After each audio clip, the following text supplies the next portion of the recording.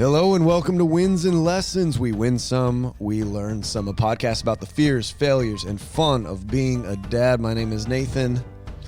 And I am Nathan as well. And today we talk to our producer, editor, very special one, Blake Williams. Blake is a father of three kids. I can't keep track. He's just popping them out so quickly. But we talk kind of to a new dad about sort of like legacy, which is really important to him. Playing with your kids, the importance of that, and sort of navigating being a new dad and being a husband at the same time and what that looks like. So this is a really fun one for us, and we hope you like it. This whole podcast started with Nathan and I on a drive to Tahoe for you had a business meeting. Mm-hmm. The origins of this. Mm-hmm. To like, okay, let's figure this out. To then talk, Blake, you and I get to work together and talking about it, and then you helping us kind of like, dude, let's get this thing off the ground. Let's make this work. And you do way more on this podcast than Nathan and I do. You help schedule the guests, you help record, you help edit, you help get it all posted and up for people to listen. And now you're here not as like a producer, but as a dad. I was going to say guest star, but guest star. Dad. I'm a guest dad. star. Yeah. You're here as a dad, dude. No, I was really happy to start this podcast when you guys talked about it specifically because I feel like I am the demographic. I'm a young dad, if that makes sense. And I was like, oh, I love a dad's podcast. I would listen to that. Yeah. So it's been good. And getting to journey with you as we share an office space, we get to work together on different things. You've always wanted to be a dad. Yeah, that's like you love being a dad. A lot of people when they're young, they have like dreams and ambitions to find a career or go travel or whatever it is. But I remember when I was a kid being like, I can't wait to be a dad. That's wild. Which is, I would say, I didn't know it at the time, but I would say is probably maybe abnormal or not. Huh. Does that make sense? Like, yeah. What age would you think that? What age do you think that kind of happened? 10. Wanting to do that. What was it that kind of drew you to being like, this is like my calling in life? Oh, that's a good question. I think I get this from my parents, but I have always had like this strong value for legacy, I guess, and like memories and things. And even my profession that I've gotten into just so happens to be like story and like capturing memories and legacy. What's who's going to see this and like how can we make an impact and whatnot. And so I think being a father, carrying out your legacy, and extending that is something that's always been like very important to me. That's like been a very high value. And so my dad was very much so like legacy driven, like how are people going to remember me? And he was the dad that always had the camcorder out. Yeah. And we have hours and hours and hours of footage of just us as kids. And I think a lot of people have that, back in the day. But we probably have like triple the amount of footage. More than normal, abnormal amounts. Yeah. And it's really cool. We just digitalized it all. And I'm a video editor. So I have fun like editing all of that and going through it and all the things. It's been fun. So it was like it wasn't so much like, hey, I can't wait to have a family, have my own kids, like have a lot of fun, be a goofball, like do fun stuff. I mean, I'm sure that was part of it. But it was like, I can't wait to just create this sort of legacy. And so I don't know how to say this, but like how do you define legacy? I think, that's a good question. I think my definition of legacy is just like, what do I want people to think about me long term, maybe? And maybe it's a selfish thing. I don't know. But it's like, how can I make my footprint stand out in this world? And like, how can I carry on past my physical body, right? And so obviously having kids is a part of that. Yeah, no, that is the answer. Yeah, that does make sense. So, in the midst of all this, like, Bud, you know the drill, man. Like, what was the relationship like with your dad and legacy, maybe? Right. And then yeah. Where do you fall in kind of birth line? How many kids did you Right. or did your family grow up with? What's Yeah. your relationship like with your dad? And then Yeah. we'll get into your kids and Totally. dadding, parenting. Yeah, my dad, he has his own story to tell, and like he had growing up, it was hard in different seasons. Definitely have like good, awesome seasons as well. But it was the tone of my upbringing was like struggle with my parents, I guess. I am one of 4, and I fall in line with being the third, and so middle child problems. But I say like the middle child was the best child because you got to be friends with the older like siblings, friends, but then the young, you can fit in with the younger kids too. You get to kind of float. I floated around. Like I was like at every birthday party and could hang, Anyway, so I didn't feel like a middle child. It's also because my sister was also a middle child technically because there was 4. But I also feel like I'm the favorite too. Dude, that's and maybe a my good feeling, parents man. did a really good job making everyone think like all siblings thinking that they're the favorite. But I think I'm at least my mom's favorite. Yeah. I think Carson is my dad's favorite. Oh yeah. Anyways, so that's a thought too, is like maybe I just lived life knowing that I was the favorite. And so that's why I'm okay being the third. Yeah. But growing up in relationship with my dad, I would say me and my dad are very similar, but I didn't know that until maybe I became a dad or started growing up. My dad and I mean, not all the time, but we would, hash it out, get in some arguments and whatever. And he a lot of times he would say, I remember him saying this a few times, like, you'll understand one day, And I remember telling him, I will never understand, And do you? I'm starting Yeah, to spoiler understand. alert. Do you understand? Spoiler alert, Yeah, I guess. I understand it, and it's scary Yeah. sometimes. Like, I'm like, oh my gosh, like it's true. Like, whatever. Yeah. Right. And so, something, about my dad that I would say, maybe I'm similar. I feel like I'm the most similar to my dad, than like all the other kids, but we're, like pretty emotional men, if that makes sense. But I have the luxury to be in a world to where like men emotional men are more accepted, I would say, than my dad's generation. And so with that, like, I feel okay with being vulnerable and like opening up to like my emotions and talking through things. I'm a verbal processor, where my dad, I think, grew up in a world where he felt like he was emotional, but like couldn't admit that because of the culture that he was surrounded by. And so with that, he just like bottled it up, and then you can't hold it on forever. And then there would be like outbursts or something like that, or going to other things and whatnot. And so I think that's like the difference between my dad and I, is that I grew up in a space where I felt like I had people to share with, and it was like accepting. And you could be yourself. And I could be myself. And like, I value that like idea of like, I'm an emotional man. Like but that doesn't mean that I'm not less of a man. Right. If that makes sense. Right. Where I think my dad grew up in a space where if you're emotional, like, that's girl stuff, like Weakness or something like that. It's seen as weakness, if that makes sense. That was the generation before your dad, right? Yeah. They're 100%. because my dad was the same way, and it was, his dad was of that generation where it's like men aren't emotional at all. So you're dude, you are like full on. I think everyone's a dad. I'm not trying to like create fighting words, but you're full on dad, dude. You got 3. Yeah. 3 boys. And you're how old are you? I'm 30. I just turned 30. 3 at 30. 3 under 30, y'all. 3 under 30. And are you done? Oh, I don't know.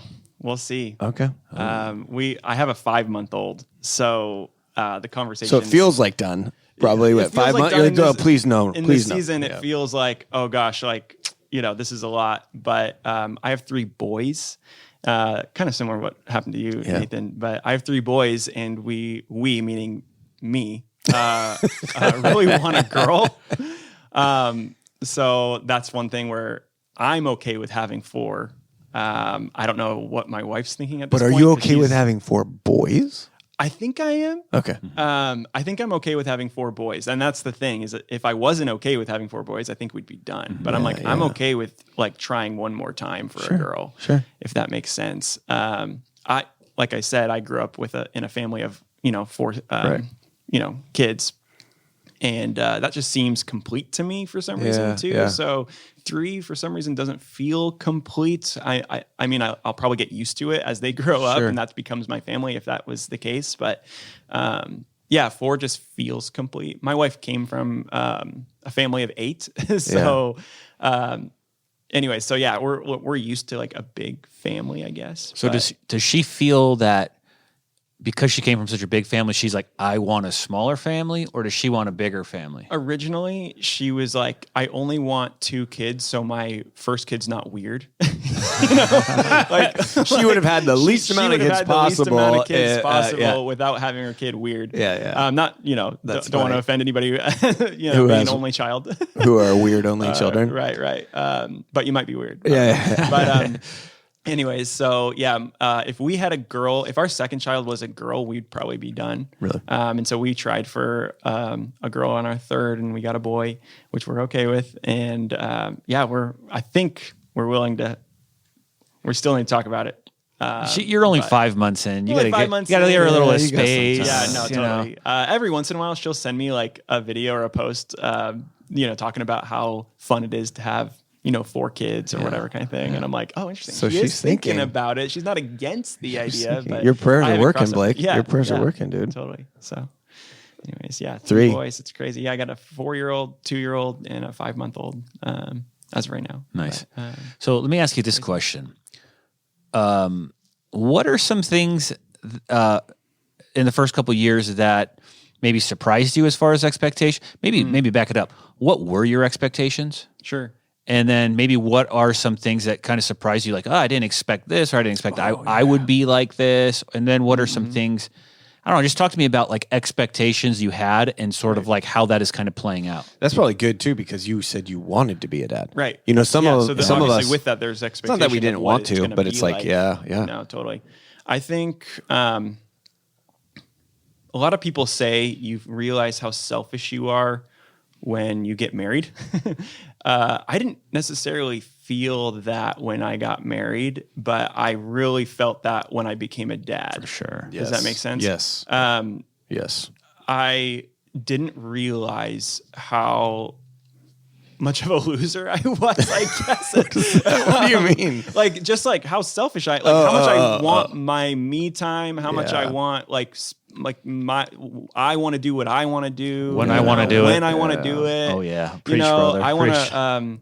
I'm unfortunately like a pretty impatient person, and so like I've had to work on my patience every day, And with more kids, you just have it's more patience, more patience. Yeah. And so that was something that I think I don't know. I just didn't anticipate.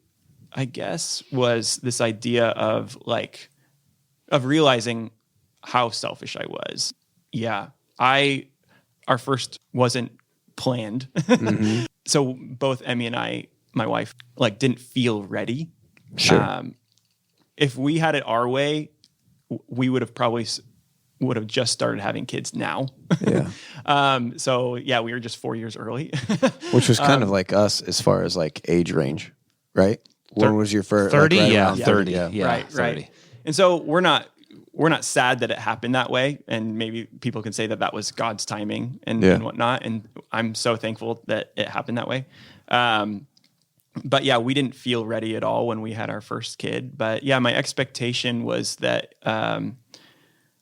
I knew that it was going to be hard, having a kid, so I didn't think it was going to be a breeze, or because it's a passion of mine to be a dad, or I've always wanted to be a dad, that I was going to be good at it, and things like that.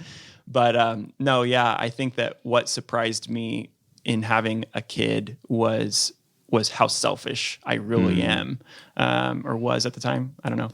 Yeah. And it's been a constant thing that God helps teach you, in that real life world or real life space of how much you need him and need to draw like on his strength and things versus your own. No, yeah, I think that's been because when you get married, you still have like your autonomy. Yeah, you totally. could still go. You have your wife, but she's kind of doing her thing too. Right. You guys can go where you want to go. That's the biggest thing for me too. I want to go where I want to go, do Right. what I want to do when I want to do it. Right. And with kids, you are lose that. It's this is yesterday. Hey, Dad, I get off work. Hey, Dad, can you come help me skateboard outside? Okay, go ahead. Hey, Dad. Hey, Dad, can you help me make this thing? Okay, I finally get done with that. Dad, I got to do this homework. I got to get done. Dad, such and such clogged the toilet. It's like, oh my gosh. It's like, it's not very glamorous either, you know? Yeah. I don't think it's the only way for like spiritual formation to take place, but I think it's been one of the best tools. Like God knew what I needed to really Right. be formed by him. Yeah. And I think it was kids. Totally. There are people that I think are far more spiritually mature than me that are single, not married, no kids, and God can meet with them. And maybe I am just that hard that God was like, no, dude, I need several things to break you down, to bring you to your knees and feet. Right. Yeah, it's kind of like you said, like when your dad used to say to you, like, "Hey, someday you'll understand." Oh, man, and that's kind of like God's like little way of being like, "Hey, I'll make you a dad." Right. Yeah. Right. And now you're going to understand like what it's like to have like a bunch of guys that little kids that run around and suck on their thumb and don't listen to anything you say. Right. That's like, that's what I got to deal with all the time. Right. But Yeah, I tell people that God knew that I needed kids to grow like in Him more, but I also say like God knew the type of kid I needed. Does that make sense? Sure. Yeah. what what is like your favorite part of being a dad? Yeah. So this is maybe segues into the win, I guess. Yeah.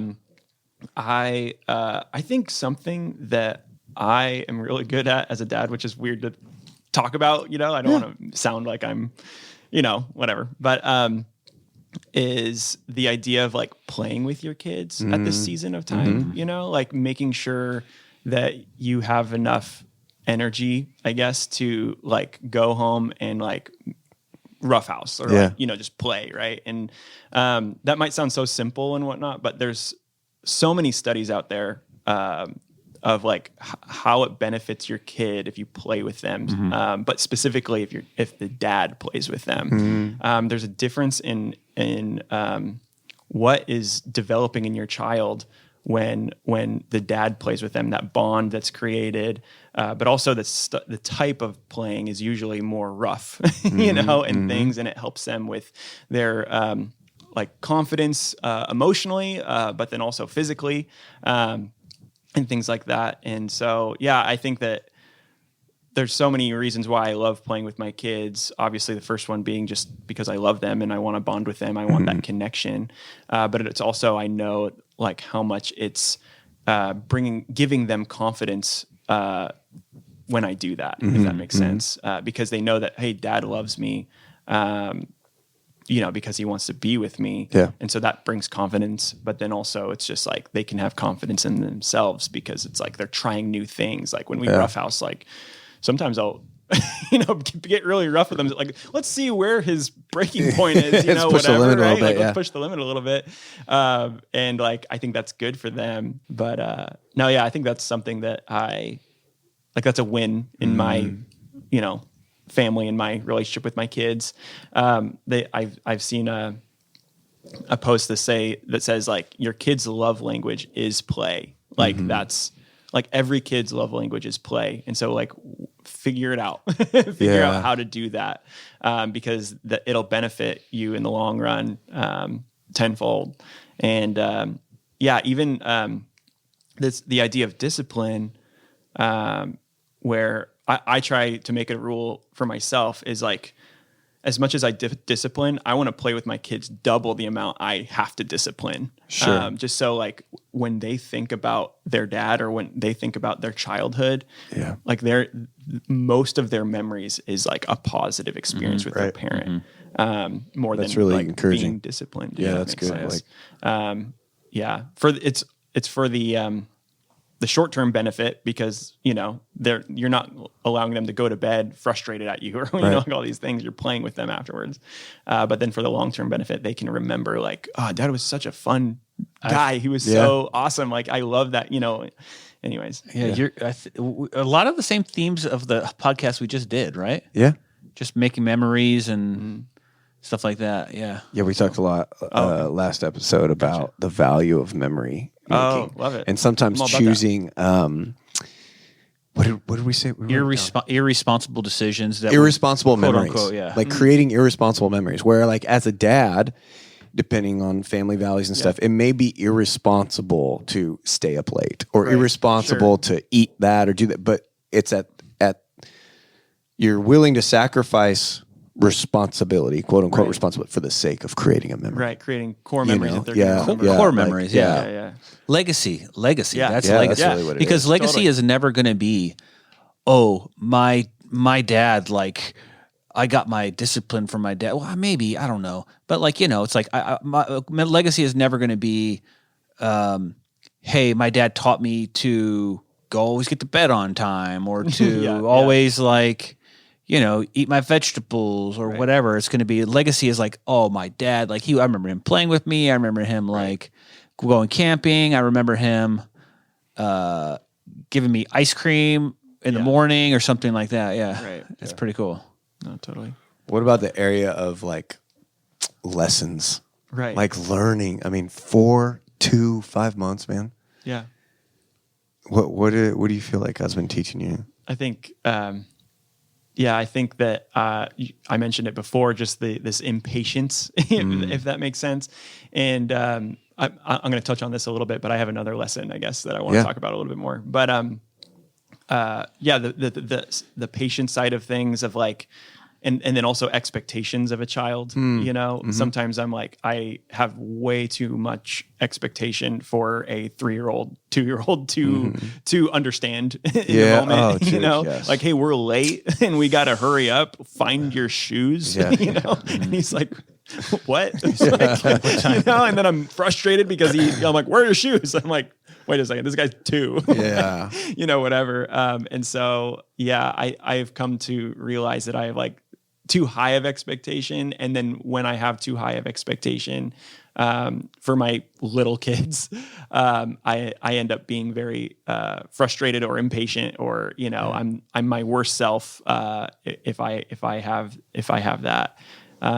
Anyway, so that's I think probably every dad feels that at some capacity, of like being impatient with your kids and needing to go, and being so used to like your own time, like whatever. Do you have, sorry, are you getting to your second lesson? I was about to. Do you have like pro tips for like how you deal with impatience, whether previous to a potential impatient moment, that could come because of schedule or in the moment or afterwards? Like, what do you do? Yeah, I think, well, first of all, it's just kind of like, I've heard you're saying, Nathan, of like low to no, low to no expectations and things. So that's definitely like a help when it comes to.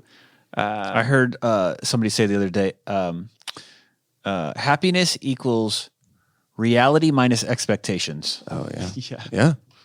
Right. Yeah. So that's definitely a help, is just like having like real expectations or maybe no expectations for a child, For a child, yes.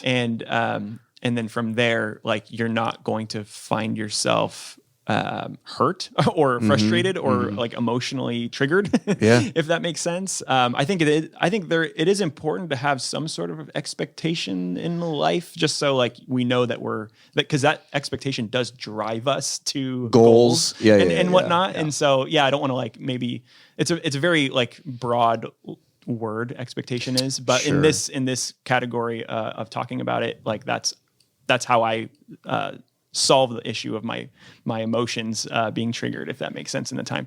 But it's also like, if you can set yourself up on a tee, and anticipate, and this just comes with reps, experience and things, but you're like, okay, if I get my kid to school every day and we're late, I'm like, well, like, how do I set myself up in the morning? Okay, well, of course, it's like finding, their clothes that they're going to wear, but the night before, or get to bed on time. Honestly, like those simple little things like make a big difference when it comes to your relationship with your kid, because, you know, like you're going, like last night I stayed up till like 12:30, and then, cause I was like working on something. And then I woke up late because I didn't get any sleep. And then I'm late and I'm like, let's go, you know? And then it's just like, goodness gracious, I didn't set myself up. If you can set yourself on a tee and then have like low to no expectations, I feel like that is the solution to those things. Obviously, you can't do that every time. For example, I had 2 weddings. My both brother-in-laws got married this year, and my kids were a part of the wedding, and then I was a part of the wedding in a way, and my wife was a part of the wedding in the way, and so like there was a lot put on us in those days, and then like it's just an unrealistic expectation for our family to do what we're doing, and so there's moments of frustration in that time, and it was very frustrating in ways. But so you're not going to catch everything. That's what I'm trying to say, but. For the little things, the day-to-day things, the consistent things, it's like, yeah, no, you are capable of, you know, setting yourself up on a team, if that makes sense. Yeah. And then usually how these podcasts go, it's kind of like we're usually talking, or the guest star is usually like the older guy or maybe the guy with more experience. So, but, you know, obviously I'm younger than you guys with less experience than you. So I had a question, maybe not something that...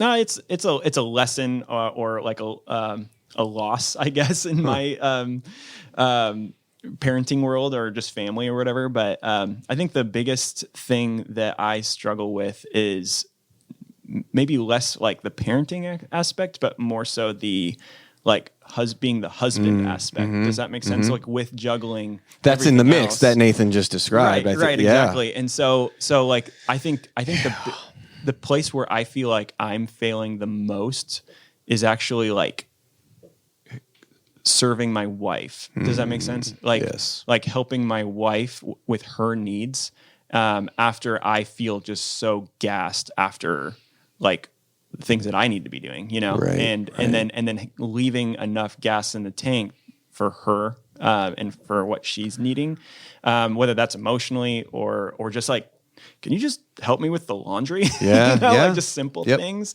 Or it's like, hey, can you actually like, I don't know, mow the lawn? Like do the man chores. Like, can you take out the trash? You know, whatever. And I'm like, oh man, I'm just like so gassed. So I just need to lay here for a second. Yeah, no doubt. And after the kids go to bed. And for guys, like, let's be real. And I deal with this all the time. This is totally normal. So, and I think it comes from a good heart of wanting to be the best you can, right? Yeah. I want to be the best, but let's be real about what men are expected to do. Yeah.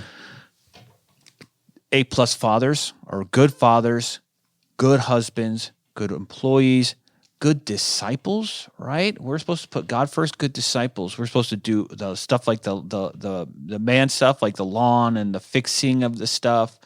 And we're supposed to be managing like legacy and future and saving and being good friends and being good sons to your moms. I don't call my mom enough. I don't call my dad enough. Like, and so you put all these things together. There's a dozen like roles that we're trying to fill. And many times I have had breakdowns where it's just like, this feels suffocating. In fact, I've even recently went into like almost like a panic attack, like where I couldn't breathe because I just felt like there's just too much. I can't manage all this at the same time.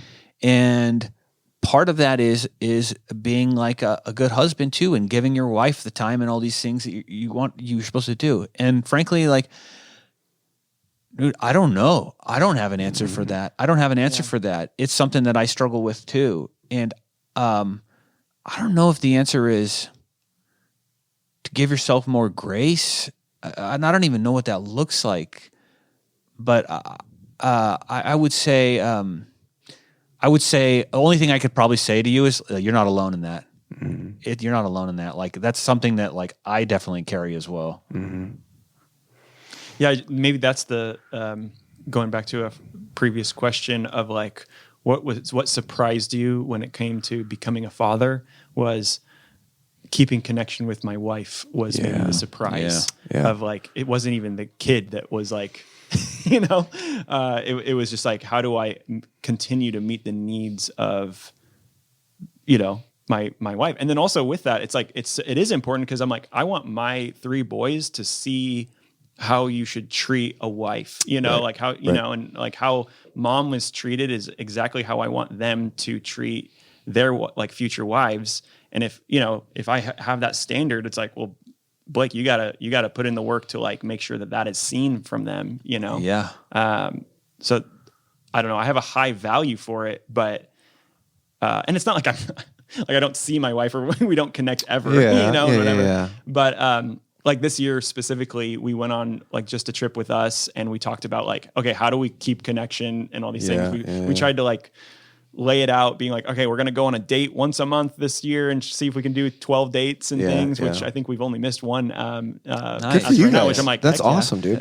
So that's been good. And trying to, after the kids go to bed, maybe just watch a show together. It doesn't have to be, crazy, but just kind of quality time. Yeah, just quality time. And I think that's definitely like one of my wife's like biggest like love languages, mine too. But anyways, but it's more the acts of service part that is what's spending. Yeah. Does that make sense? Like I'm like, I can hang out with my wife. I can talk her ear off, whatever. I'm a talker, but yeah, it's the loving her through the like acts of service. That's like, okay, like I gotta, after I'm done with my things, responsibilities that I've made up in my head or maybe my culture has made up for me. Right. How do I continue to go and like support my wife in whatever she needs?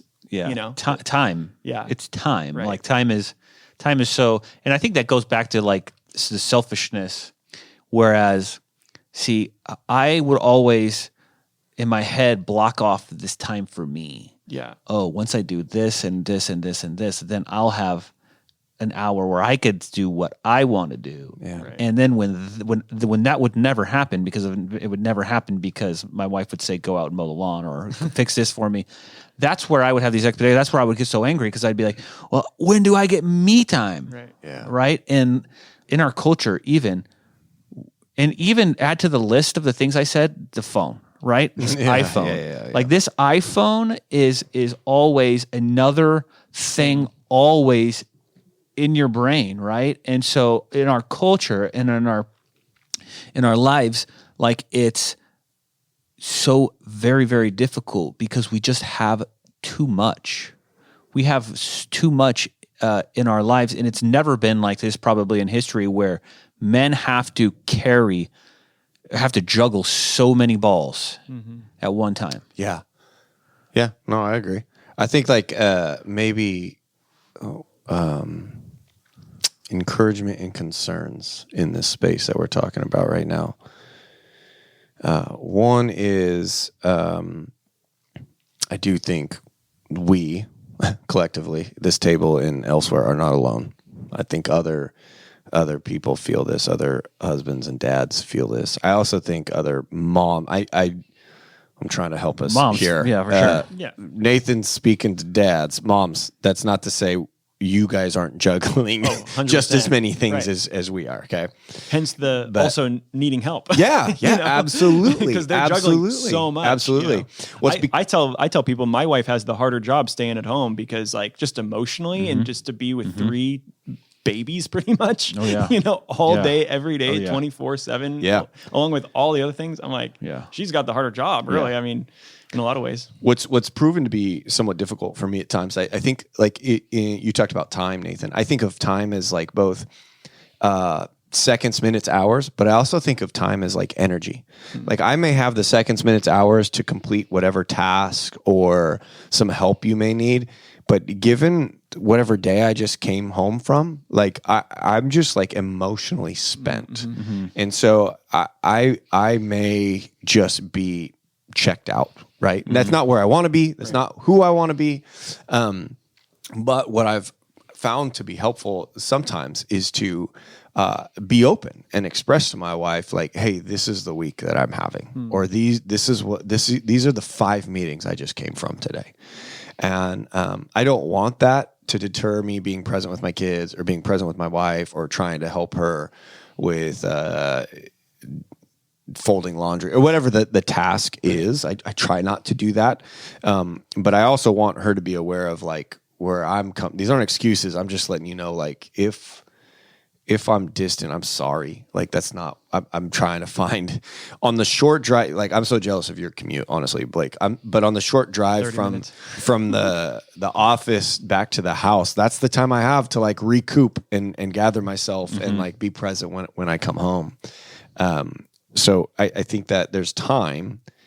Now, if I have the minutes, seconds, hours, and I'm just taking me time to not do the laundry, my personality has a problem with that where I'm like, dude, get off your butt and do it. Like, who cares? Take care of that, you know? So if it comes to dads who are just like lazy or selfish, then I'm like, no, dude, Jesus went to the cross for you, but like the least you could do is fold a load of laundry, you know? And so I have a less grace for myself in those spaces. But the other thing that my brother-in-law helped me out with many years ago, talking about this time, this us time. I do believe Rebecca and I talked about this on a Asking for a Friend episode once, I think last year. Young adult asked a question about self-care versus like is self-care selfishness? Does the Bible talk about this or that? And the Bible doesn't discuss self-care specifically in those terms in the current lexicon and the way we use this term today. But the Bible does speak often about rest. The Bible does speak often about prayer. The Bible does speak often about meditation, the importance of his word, and all those. And all of those are caring for the most important part of self as anything else. So that statement paired with the me time, you know, the my time, this is where my brother-in-law helped me out with, like, I've stopped trying to fight for my time and catered my whole mind around fighting for her time. So I'm trying to prioritize the things that could help her, whether it be practical things around the house or a friend asked her, hey, do you want to go to dinner? Or do you want to go to this work? Like, yes, I'll figure out how to get it done. I got to get it done for you. To do that well and do that right, I can't keep score. I can't be like, well, I did these 5 loads of laundry, or I did the dishes this week, and this was not your about checking off the box. Yeah, that's not fair. That's not fair. Is. But I have found, for me, I feel more fulfilled. I'm going to asterisk this and come back to it, but I feel more fulfilled knowing that I fought for her time and she got some time. It may not always be the way she wants it or the way she feels she needs it in the moment, but I was able to do something for her, because I feel not only is that virtuous, but I feel that's the call of Christ on us. And so I've stopped trying to fight for my time, and I try to fight for her time. Now, I still do think there is, if you want to call it me time, I do think that's important. But it's low to know of how that's going to happen. Sure. Right. And right now, how I know that's going to happen is it's going to be more sacrifice on me to get more me time. And the sacrifice for me is sleep. So I'm sacrificing 2 to 3.5 hours of sleep 4 or 5 days a week to get what we may call me time. And I'm going to do that by getting up before the rest of the house is awake. And I'm going to go to the gym, and that's where physically, mentally, you know, I'm getting me time. This is good. And then I'm going to come back, and I'm going to have, now we're getting into daily rhythms. Sure. But I'm going to come back, and I'm going to have, if the house sleeps well, I'm going to have probably 45 minutes of solo time, just meaning uninterrupted time, on the couch, me and a Bible, a journal, text messages to people I'm praying for. Like, that's how I'm going to get me time.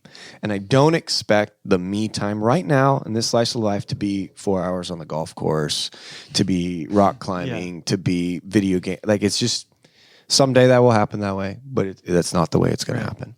And so my calling right now is to lay my life down for my wife and for my kids. And so if I need me time, it's going to come at more cost to self. And that's kind of how it's, for me right now, that's kind of how it's worked its way out. I like that. mentality. That's good. Sometimes I sacrifice the me time for other forms of me time, like meaning I don't get up early because I know my body needs the sleep. So I'll get the sleep, and that's a different form of me time, you know. But it is maybe the overarching encouragement to all of us dads, and where we feel like we're just failing our wives, is sometimes like being open with my wife of like where it's not an excuse of why I may be failing you in these little practicals, but it brings her into, she doesn't know. Right. She doesn't know that I'm carrying these 5 other things and decisions I have to make, or conversations I know I need to have, and just wearing on me. And, but yeah. And then trying to find the little things. It's like habit stacking or snowballing, you know. Different circles use this language of snowballing debt. Yeah. Can I snowball some like chores? Like, okay, I may not be able to do like 5 loads of laundry, but I could like pick up the clothes around the house before I take off, and I know she's going to be coming home while I'm gone, you know. And so I'm trying to find little things that I can do that kind of help. But that's kind of speaking to that topic a little bit. I like it. I'm still in process. This is good. That's awesome. Good. Anything else you want to share with the dads?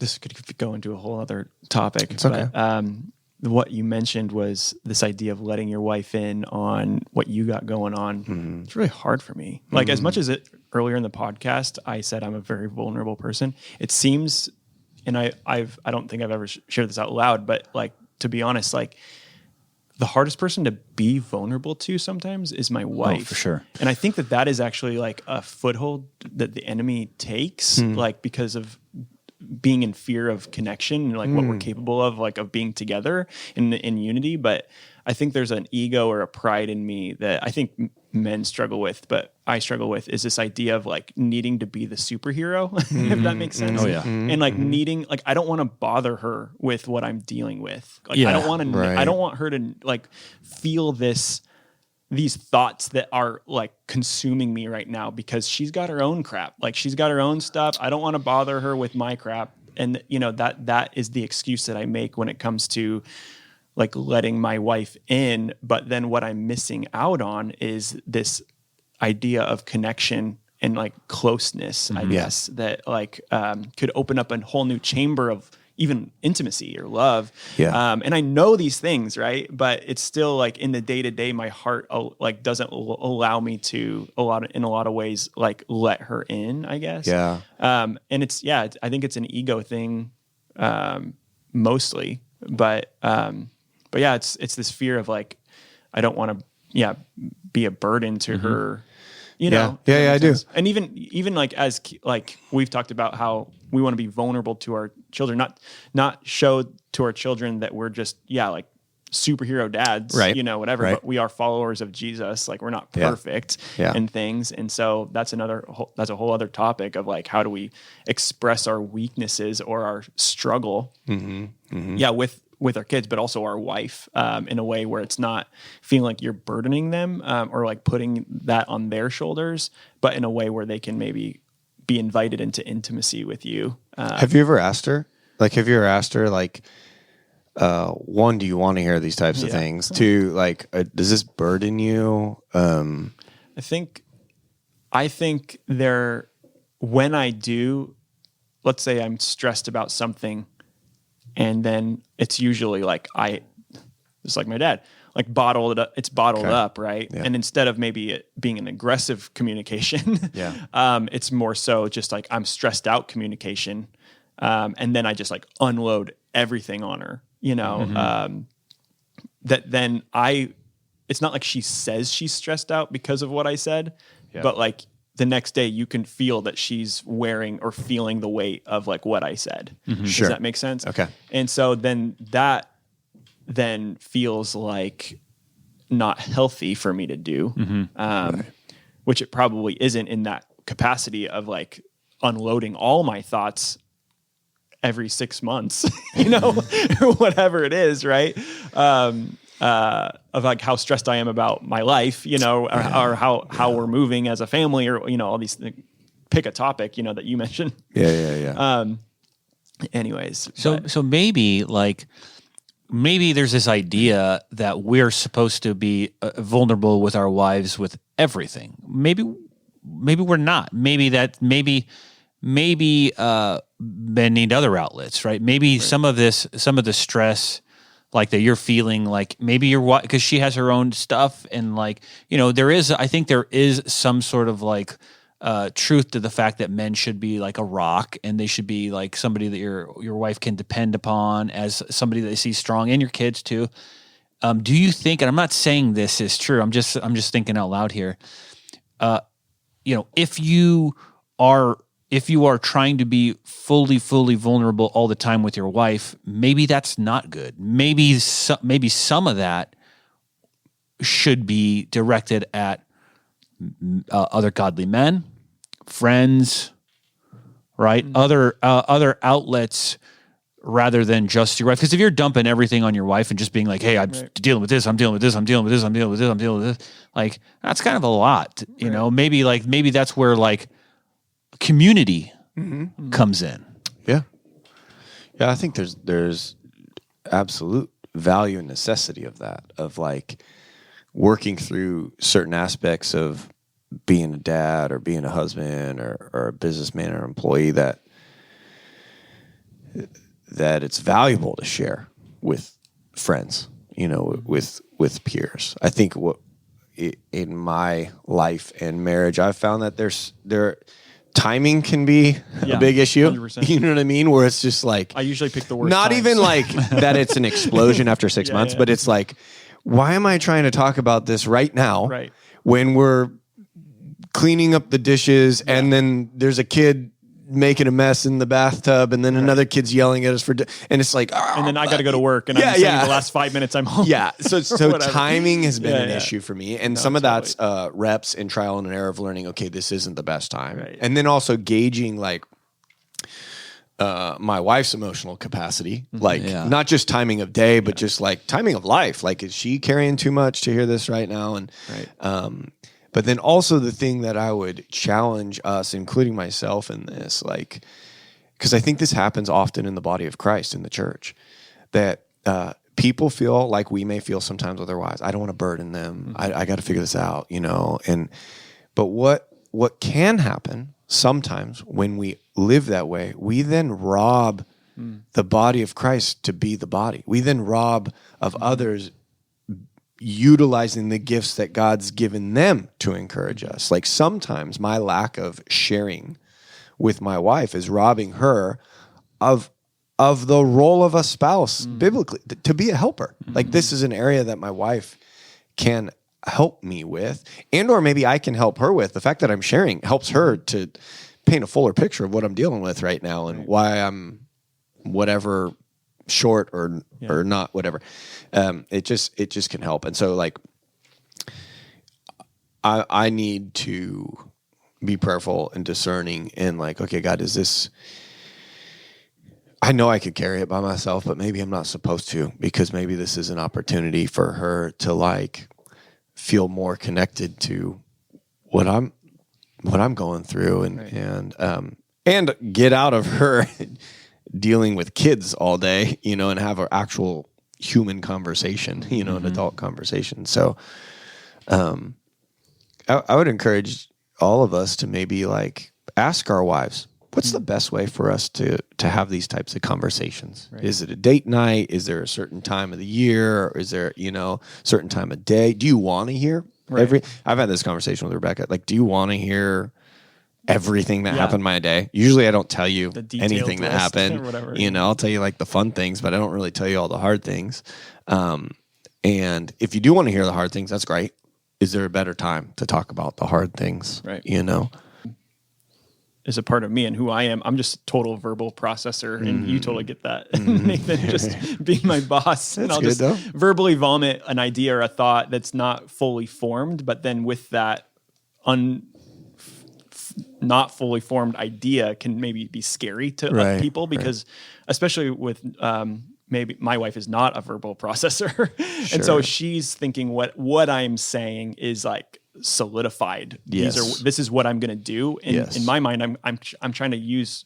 You're bouncing it off of her. I'm using her as a backboard, being like, what do you think about this? Right. And so, no, I was just reminded when you said this, Nathan, was, like having community, and maybe I use that verbal processing moment of like my raw thoughts with a brother in Christ, somebody who I respect and can hear from, and then that solidifies my thoughts, and then find purpose time, not just like unloading things in random times and moments, but finding purpose time, intentional times to give a well packaged thought process, if that makes sense, to your wife, where it's and where you're feeling out where she's at and emotionally or her workload, whatever it is, and then from there, like you can have like a honest conversation that's like prepared. I feel like I don't do that a lot. You have if I'm going to do it. You have to know the personality of your wife, her back, what her, you just have to know her personality, because